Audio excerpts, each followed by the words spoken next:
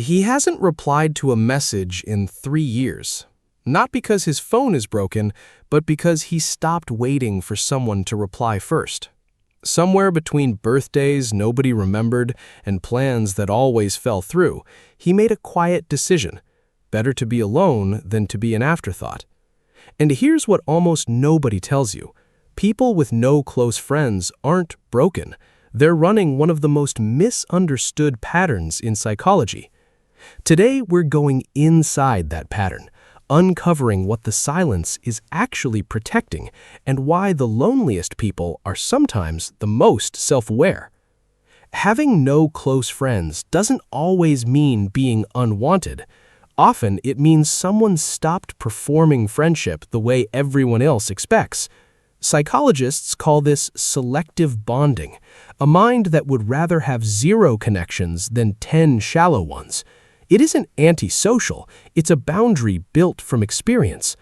Most of this pattern traces back to one thing, a childhood or relationship where trust was punished instead of rewarded. Maybe a friend once used their secrets against them. Maybe every group they joined eventually left them out. The brain remembers that faster than it remembers comfort, so it builds a wall, quietly, brick by brick, disguised as independence. In psychology, this often connects to avoidant attachment. It's not the fear of people, it's the fear of needing people, because needing someone means they can disappear. So the mind trades connection for control and calls it peace. Over time, self-reliance becomes armor. These are the people who fix their own problems at 2 in the morning, who never call because they've convinced themselves no one is truly available. Not because they don't want closeness, because closeness once cost them more than isolation ever did. There's also a hidden hypervigilance at play. Every text gets reread twice. Every silence gets analyzed for meaning that probably isn't there. It's exhausting to keep a friendship alive when your brain is constantly scanning for the moment it might fall apart. But here's the twist scientists keep confirming. Loneliness and solitude are not the same condition. Someone can have 0 close friends and still feel completely whole, because solitude chosen on purpose recharges the mind, while loneliness forced by circumstance drains it. The difference isn't the number of friends, it's whether the silence was chosen. Society tends to treat friendlessness like a symptom, something to fix immediately.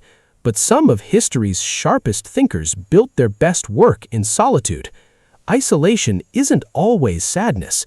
Sometimes it's just an unusually high standard for who gets close. People often confuse this with introversion, but they're not the same story. They cancel plans first, so rejection never catches them off guard. They keep conversations shallow, so nothing personal can be used against them. And they say, "I'm fine," more often than anyone actually is. Still, this isn't always a strength. Some people fall into it. Psychologists warn prolonged, unchosen isolation raises stress the same way physical pain does. People who've survived this often develop emotional independence. What actually shifts this pattern is one honest connection. That might be the healthiest boundary you've ever built. Subscribe.